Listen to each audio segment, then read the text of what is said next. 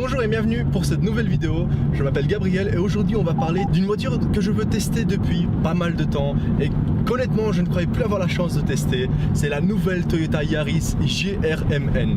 Ce petit bijou de voiture a été construit par Toyota, ou plutôt par la section GR, qui veut dire Gazoo Racing de Toyota. C'est un peu ce que AMG est pour Mercedes ou ce que M est pour BMW. Ils essaient de créer cette nouvelle section qui se concentre uniquement sur les voitures de haute performance. Donc aujourd'hui je me trouve dans la Yaris GR-MN et comme d'habitude je vais vite fait vous parler du design, des options, de l'espace, etc. Et ensuite je vais vous donner mon feedback personnel et ce que j'en ai pensé, quelle a été mon expérience derrière le volant de cette petite bête. Alors tout d'abord au niveau du design, cette voiture, il faut savoir que ça reste une Yaris, c'est pas extrêmement différent. C'est un peu une Yaris en jogging, voilà.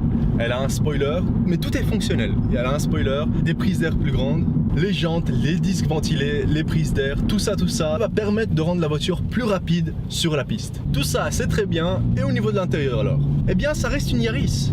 Vous y trouverez la plupart de vos nécessités, que ce soit un GPS, un peu de musique, Bluetooth et même une prise USB. Sinon la voiture reste très basique, mais ceci n'est pas une mauvaise chose, car cette voiture est supposée être aussi légère que possible.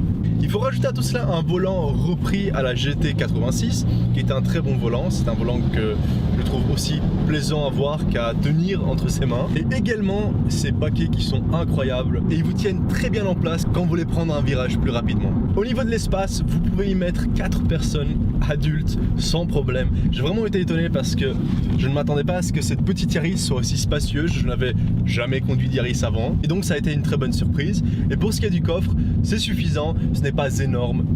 Vous pouvez y mettre vos sacs en venant du shopping, des petites valises sans souci. Enfin, avant de vous parler de mon ressenti derrière le volant de cette voiture, j'ai envie de vous parler un peu des chiffres. Cette Toyota est équipée du moteur 1,8 litre avec un supercharger qui fait qu'il n'y a virtuellement aucun lag quand vous appuyez l'accélérateur. Comme vous l'entendez, c'est un très beau petit son.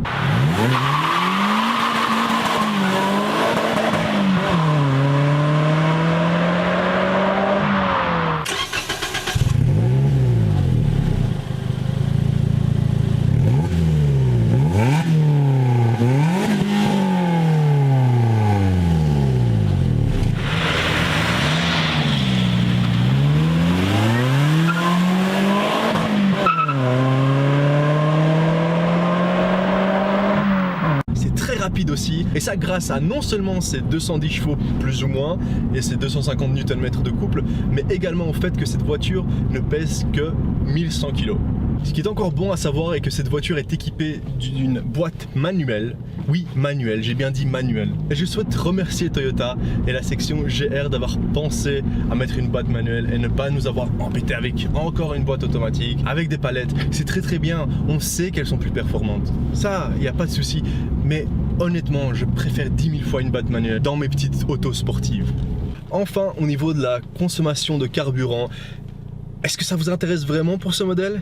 Si oui, il y a un gros problème parce que moi perso, quand j'achète une voiture de circuit ou une voiture pour le week-end, pour m'amuser, c'est vraiment pas un facteur qui me semble important. Après, je peux toujours le dire. Avec moi derrière le volant, on est à plus ou moins 11 en ville et plus ou moins 7 sur l'autoroute, ce qui fait une consommation combinée d'environ 8,6 à 9 litres au 100, ce qui est une consommation excellente pour une voiture qui développe plus de 200 chevaux et qui n'est pas du tout construite pour être économique. Pour finir, parlons un peu de mon expérience derrière le volant de cette Toyota Yaris GR-MN. Je peux résumer tout ça en un mot: extraordinaire.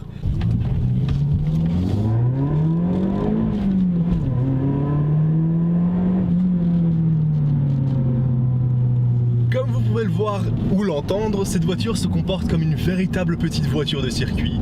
Et malgré le fait que ce soit une traction avant, les freins, la suspension et le différentiel rendent cette voiture incroyable même dans les virages. La voiture étant très légère et très bien finie, il n'y a presque pas de sous-virage, ce qui est une chose très rare dans les voitures avec traction. Je ne vais pas vous mentir, c'est pas une voiture que j'ai mise sur circuit parce que je n'en ai pas eu le temps, mais j'aurais adoré pouvoir le faire. Je vais par contre rouler sur des routes de campagne avec plein de petits virages et quelques lignes droites. Ça m'a permis de vraiment voir comment la voiture se comportait. Et il n'y a pas de mots pour décrire ça. C'est plus du tout une Yaris. Quand vous vous mettez derrière le volant de cette voiture, il faut vous oublier que c'est une Yaris. La façon dont elle se laisse conduire est juste incroyable. Pour conclure, la section gazou de Toyota nous a offert une voiture incroyable. Et le seul réel défaut de cette voiture, c'est son prix. Non, je déconne, c'est pas son prix. Elle a 30 000 €, ça peut être un peu beaucoup. C'est plus ou moins le même prix qu'une Clio RS bien optionnée ou une Abarth Competizione. Non, c'est pas du tout le prix. Mais le gros problème et le réel problème est le fait qu'il y en a 400. On peut même plus l'acheter. Ils ont limité une voiture aussi extraordinaire à seulement 400 unités. Pourquoi? Pourquoi avoir fait ça? Je comprends, c'était quelque chose de neuf, exclusif, dont le but était d'introduire GR sur la scène internationale. Très bien. Mais pourquoi ne pas en avoir vendu plus? Parce que tout cet essai, je vous ai parlé d'une voiture que vous ne pourrez plus acheter. Et c'est ça que je trouve réellement dommage.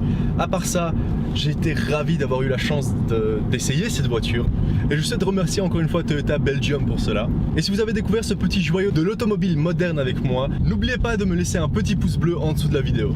Et si vous voulez nous encourager à faire plus de vidéos et nous aider à avoir plus de voitures, n'oubliez pas de vous abonner. C'est quelque chose qui compte énormément dans ce domaine et c'est la meilleure façon de nous encourager dans cette petite aventure. Mais avant de vous quitter, laissez-moi vous montrer le doux son de la GRMN.